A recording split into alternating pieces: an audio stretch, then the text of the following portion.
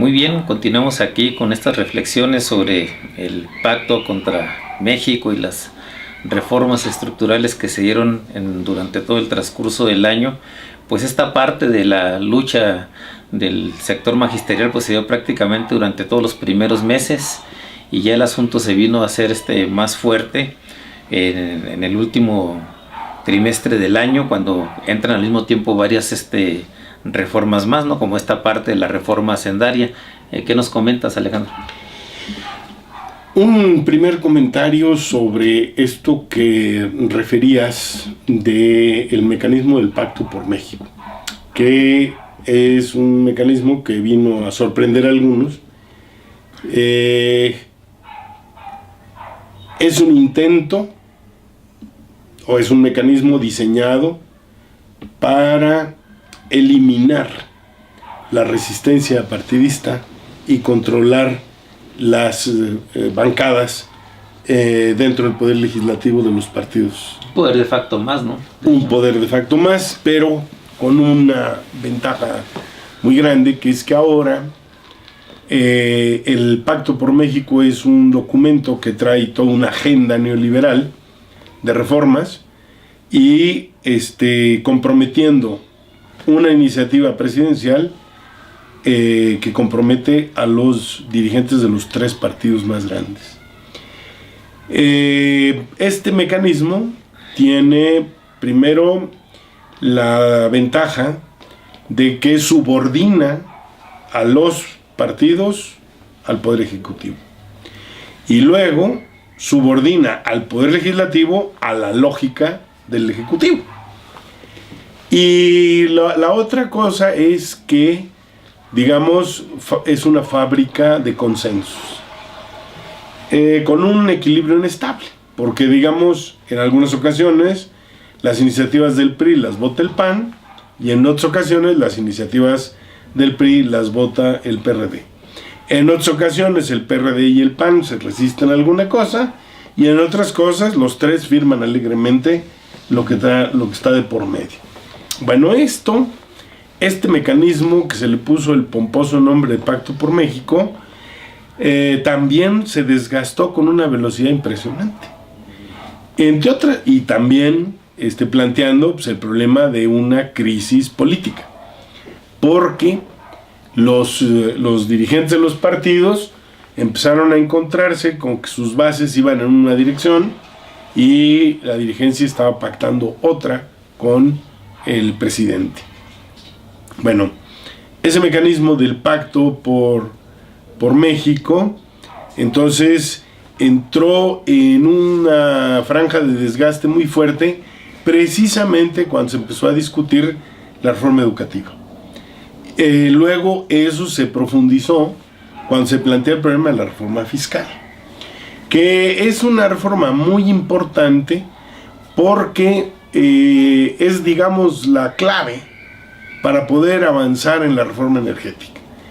Un problema que tiene la cosa del papel de los ingresos petroleros en el país es que prácticamente el 38% del presupuesto del gobierno federal se financia con los ingresos petroleros. Entonces, si se va a quitar esa carga sobre Pemex para hacerla una empresa, digamos, del estilo privado, bueno, pues entonces esto implica que hay que soltar la carga sobre otros. Alguien tiene que pagar eso. Alguien tiene que pagar. El hoyito. Y entonces, bueno, esa es una clave. Y la otra clave es, digamos, que son los tiempos en que va a ocurrir esto. No puede haber de golpe una supresión del aporte de los ingresos petroleros al presupuesto federal, porque es más de una tercera parte. Entonces, ese ajuste, pues a lo mejor si se puede mover 10 puntos porcentuales en el curso de los próximos 6 años, pues ya van de gane, ¿verdad? Pero entonces, el planteamiento de la reforma fiscal erosionó al pacto desde el punto de vista de la cúpula empresarial. Porque, digamos, pues la cúpula empresarial no quiere más impuestos. el ideal de la cúpula empresarial, como si fueran todos miembros del Partido Republicano, es que no paguen impuestos, ¿verdad? Y el argumento es que ¿para qué quiere dinero el gobierno si de todas maneras es muy corrupto? Entonces, en lugar de establecer mecanismos y contrapesos para que la corrupción se acabe, ¿verdad?, el argumento es escamotearle recursos al Estado. Y sobre la base de un principio de que es su dinero, cuando en realidad, pues la generación de la riqueza en el país se debe a la clase trabajadora. Ese es el origen de la riqueza nacional y lo va a seguir siendo por los siglos de los siglos. Entonces, bueno, aquí este punto de la reforma fiscal también llevó ahí a una confrontación. Y otra vez nos encontramos con el desprestigio de los partidos queriendo ser subsanado con reacciones populistas de derecha. Ahí tenemos al PAN presumiendo ahora por radio de que gracias al PAN las colegiaturas privadas no van a pagar el IVA. Gracias al PAN, tal. Entonces, digamos, están queriendo ganar simpatías en segmentos de la población sobre la base de cosas que pelearon. La verdad es de que el fondo del problema es que, entramos en una franja de discusión de recursos, de diversificar las fuentes de recursos fiscales, afectando a futuro mínimamente los ingresos empresariales, pero mínimamente, porque se puso el impuesto a las operaciones de la bolsa que no pagaban impuestos, porque se sube el 16% a las operaciones de la maquila en la frontera norte, que no pagaban impuesto y que tenían un impuesto diferenciado del resto de las operaciones, menor al conjunto del país, y que tenían mecanismos como este asunto de la consolidación de ingresos de los grupos empresariales, que son regímenes fiscales de privilegio. Bueno, eso dibujó ahí un panorama que abrió un cierto distanciamiento entre el PRI, específicamente el presidente, y los grupos empresariales. Pero, como es una condición empujar esta reforma antes de que se realizara la reforma energética, pues, y todos los grupos empresariales nacionales están frotándose las manos, ¿verdad?, secretando saliva para ver cómo se van a comer el petróleo ahora, nada más entre ellos. Oye, pero esta parte de cómo se aprobó finalmente la ley de ingresos, el endeudamiento creció mucho al promedio que tenía. Bueno, hay además esta cosa que era un poco,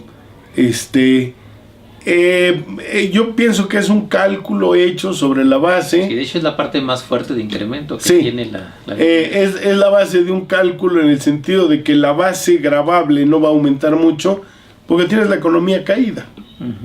Y entonces, bueno, pues entonces hay que recurrir al endeudamiento y entrarle ahí con un programa de gasto agresivo para tratar de mover la economía. Y la oferta de que ahora no va a haber ya su ejercicio presupuestal. Eso no se ha visto. Una cosa que llama la atención es que prácticamente hacen recortes en muchos lados. Lo que se ve es un intento de reforzar el gasto en infraestructura, que es el interés de los grandes grupos privados, y en el segmento de investigación en la cúpula de las universidades. El resto le metieron cuchillo a todo el mundo, que es el otro complemento de la reforma educativa. Digamos, la reforma educativa llegó con recortes presupuestales en 1983 y sigue con recortes presupuestales hasta la fecha. Aunque el argumento que siguen dando es que no, es que una parte muy importante del presupuesto educativo se va en salarios y demás.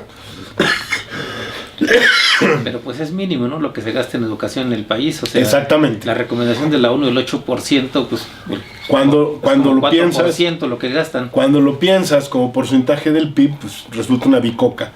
Y luego, en el propio diagnóstico de la reforma educativa, hablan mal de los maestros y los criminalizan y demás, pero pasan por alto que un porcentaje alto de las escuelas del país, de las primarias, no tienen agua, no tienen baño, no funcionan, hay edificios que no tienen vidrios, etcétera. Están en una situación de desastre. Sí, se han recogido muchos testimonios de los maestros que por todos lados, prácticamente en galeras, en la sierra. Exactamente. Y demás, ¿no? O sea, bueno, entonces, en la discusión de la promesa de la discusión de las leyes secundarias, trataron de sacar este asunto de que ahora sí iban a dar recursos para mejorar la infraestructura.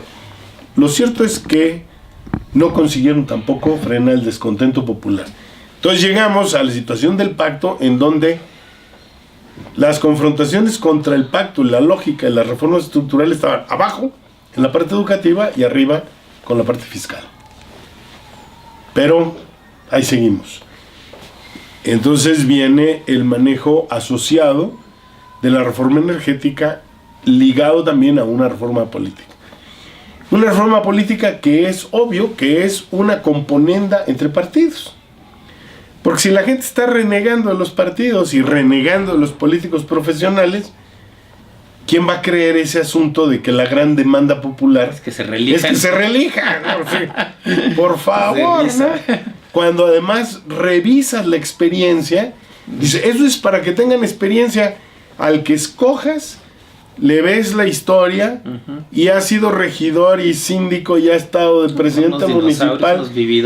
Son unos vividores del presupuesto federal o estatal o local. Y eso lo quieren eternizar todavía más. Entonces lo quieren presentar como que es la gran reforma ciudadana que la gente pide porque quiere tener control sobre los diputados. Cuando en realidad la población está queriendo que se reduzcan ¿Cómo librarse de ellos? Que se reduzcan las representaciones, que se eliminen las representaciones proporcionales, que se establezca un régimen de rendición de cuentas y además que haya revocación de mandato. Pues sí, pues es lo que le falta. Que es la parte democrática elemental. ¿No? Estarle haciendo al cuento ahí con esto. El poder soberano elemental, la revocación, ¿no? Exactamente. Bueno, pues entonces ahí caminamos entonces a la discusión de la reforma energética.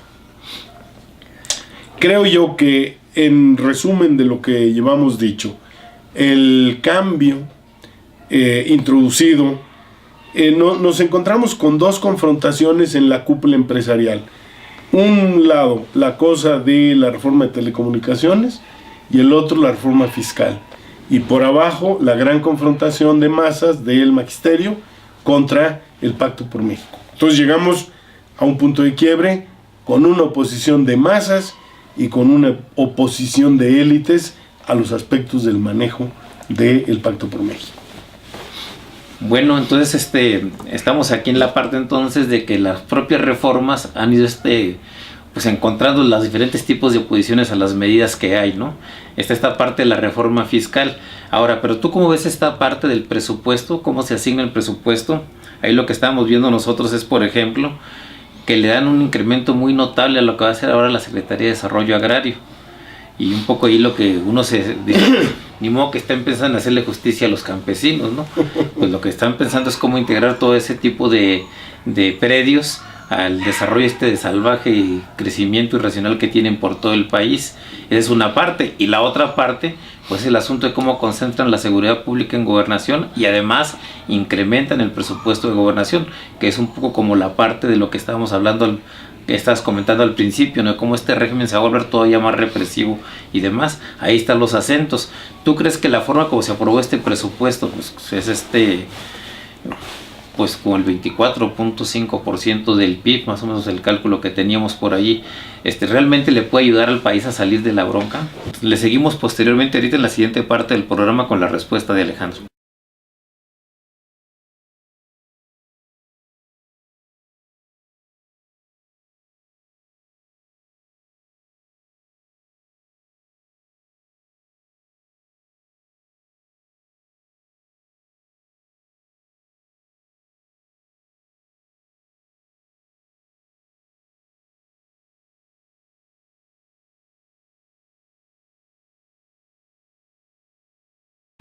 México y las reformas estructurales que se dieron durante todo el transcurso del año, pues esta parte de la lucha del sector magisterial pues se dio prácticamente durante todos los primeros meses, y ya el asunto se vino a hacer más fuerte en el último trimestre del año, cuando entran al mismo tiempo varias reformas más, ¿no? Como esta parte de la reforma. Toda una agenda neoliberal de reformas y comprometiendo una iniciativa presidencial que compromete a los dirigentes de los 3 partidos más grandes.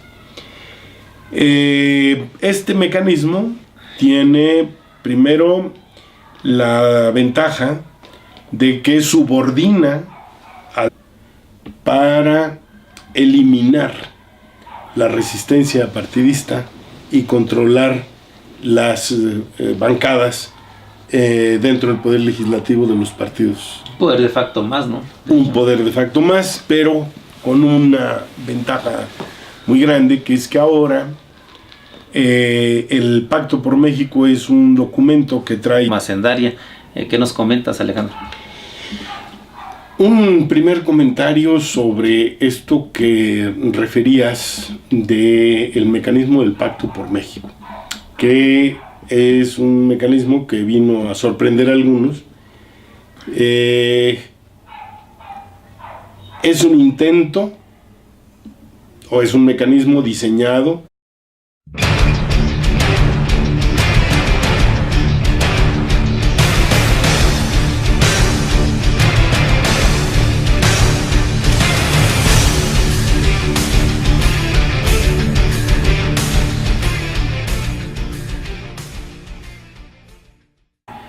Muy bien, continuamos aquí con estas reflexiones sobre el pacto con